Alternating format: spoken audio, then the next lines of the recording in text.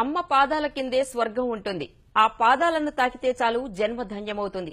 ఇలాంటి మధురానుభూతిని కల్పించారు తూర్పుగోదావరి జిల్లా ఉడుమూడి ఉపాధ్యాయులు. తమ పాఠశాలల్లో చదువుతున్న విద్యార్థుల మాతృమూర్తులను ప్రత్యేకంగా ఆహ్వానించి పిల్లలతోనే పాదాభిషేకం చేయించారు. పాఠశాల వార్షికోత్సవాన్ని పురస్కరించుకుని నిర్వహించిన ఈ కార్యక్రమం మానవతా విలువలను ఘనంగా చాటింది.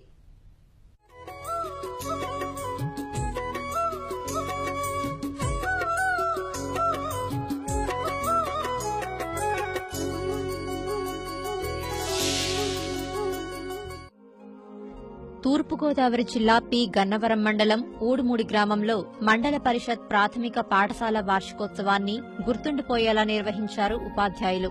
మాతృమూర్తుల గొప్పదనాన్ని చాటేలా ప్రభుత్వ పాఠశాలలో పాదాభిషేకం నిర్వహించారు. ప్రధానోపాధ్యాయుడు సత్యనారాయణతో పాటు ఉపాధ్యాయులు ఇంటింటికి వెళ్లి మాతృమూర్తులను ఆహ్వానించి పాఠశాలకు తీసుకొచ్చారు. వారికి పిల్లల చేత పాదాలు కడిగించి పుష్పాలు చల్లి పవిత్రంగా పూజలు చేయించారు.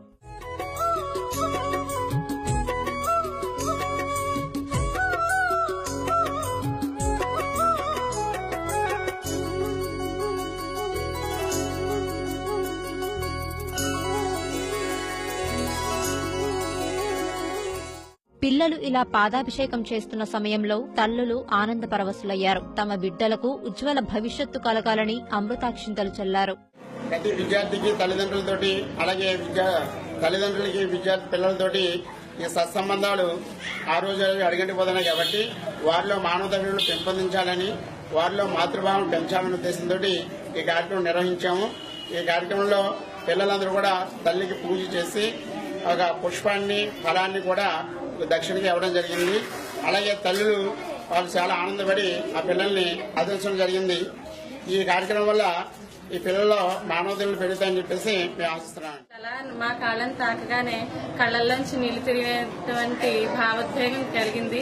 ఈ విధంగా చేయడం వల్ల మాకు మా బిడ్డల మధ్య ఉండే బంధాన్ని మెరుగుపరిచినట్లు అయ్యింది. మాస్టర్లకి, టీచర్లకి అందరికీ ధన్యవాదాలు.